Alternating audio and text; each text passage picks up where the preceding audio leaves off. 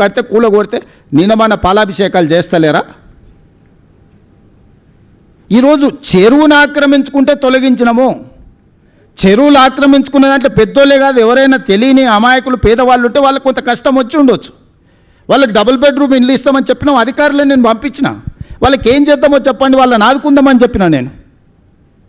ఇప్పుడు పేదలకు అన్యాయం చేయడం మా ఉద్దేశం కాదు. చెరువును పునరుద్ధరించి ప్రజలకు అంకితం చేస్తే ఎప్పుడు లేనని వర్షాలు, నేను సూటిగా మీడియా మిత్రులను అడుగుతున్నా, చిన్న వర్షం వస్తే హైదరాబాద్ అంతా మునిగిపోయేది, ఇండ్లన్నీ నీళ్ళలో కొట్టుకపోయేది, టీవీలు ఫ్రిడ్జులు మంచాలు పేదోళ్ళు ఏడ్చేది.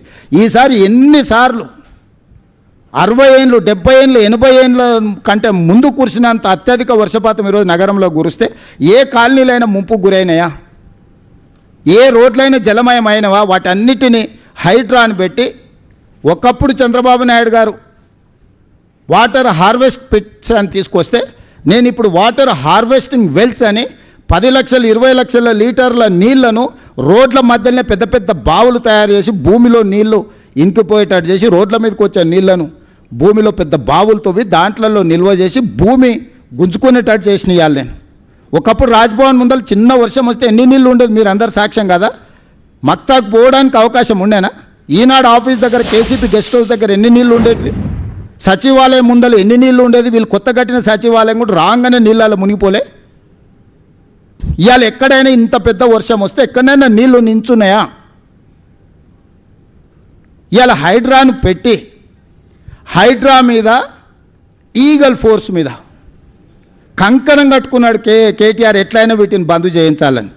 ఈగల్ ఫోర్స్ ఏమో గంజాయి డ్రగ్స్ వల్ల సంగతి తేలుస్తుంది. ఇక్కడే కాదు, గోవాల మూలాలు ఉన్నా పోయి పట్టుకొచ్చి లోపల బొక్కలేసి గంజాయి డ్రగ్స్ని ఈరోజు తొక్కి అంచేసినాం. హైడ్రా ఈరోజు ఏండ్ల కొద్దీ పార్కులు, ప్రభుత్వ భూములు, వేల కోట్ల రూపాయలు, దాదాపుగా 50-60 వేల కోట్ల రూపాయల ప్రభుత్వ భూములను ఈరోజు హైడ్రా కాపాడింది. స్పెసిఫిక్గా యూ టెల్ మీ, హైడ్రా పలానా దగ్గర తప్పు చేసిందంటే చెప్పు, ఇద్దరం పోదాం, నిజ నిర్ధారణ కమిటీ వేద్దాం. వద్దే వద్దా అనేది ఏంది అంటే, పార్కులు కబ్జా కావాలి, చెరువులు కబ్జా కావాలి, నాలాలు కబ్జా కావాలి, హైదరాబాద్ నగరం మునిగిపోవాలి, నీ స్వార్థం నిండాలి, నీ అవినీతి సొమ్ము పండాలి. ఇదేనా జీవితకాలం? ఇంతేనా? ఎంత సంపాదించుకుంటావు? చివరికి సొంత చెల్లెలకు వాటా ఇవ్వాల్సి వస్తుందని సొంత చెల్లెల్ని కూడా ఇంట్లోకి వెళ్ళి బయటకు నెట్టేసినావు. ఇంతకంటే ఎవడైనా నికృష్టుడు ఉంటాడా? పాత సామెత ఒకటి ఉంది, కోతుల పంచాయతీ పిల్లి తీర్చిందని.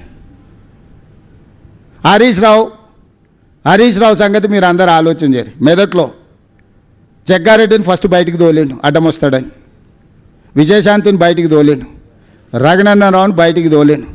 రాష్ట్రంలో దేశని చిన్నమాలయన్ కావచ్చు, సమరసింహారెడ్డిని కావచ్చు, ఆలే నరేంద్రన్ కావచ్చు, మొన్నటి ఈటెల రాజేందర్ కావచ్చు, ఈ పార్టీని కబలించాలి అనుకుంటే కేసీఆర్ కుటుంబానికి అండగా నిలబడేటోళ్ళందరినీ సాపు పట్టుకుంటూ వచ్చిండు. అజయ్ దేవ్గన్తో సినిమా ఉంటుంది కాలని, కొంతమంది మిత్రులు అడవిలోకి పోయి తిరగడానికి పోయి దారి తప్పుతారు. అడవిలో నాకు అన్ని దారులు తెలుసు, మీకు చూపిస్తారా అని ఒక ఆయన వస్తాడు, ఆయనే అజయ్ దేవ్గన్ కాల్ సినిమాలో.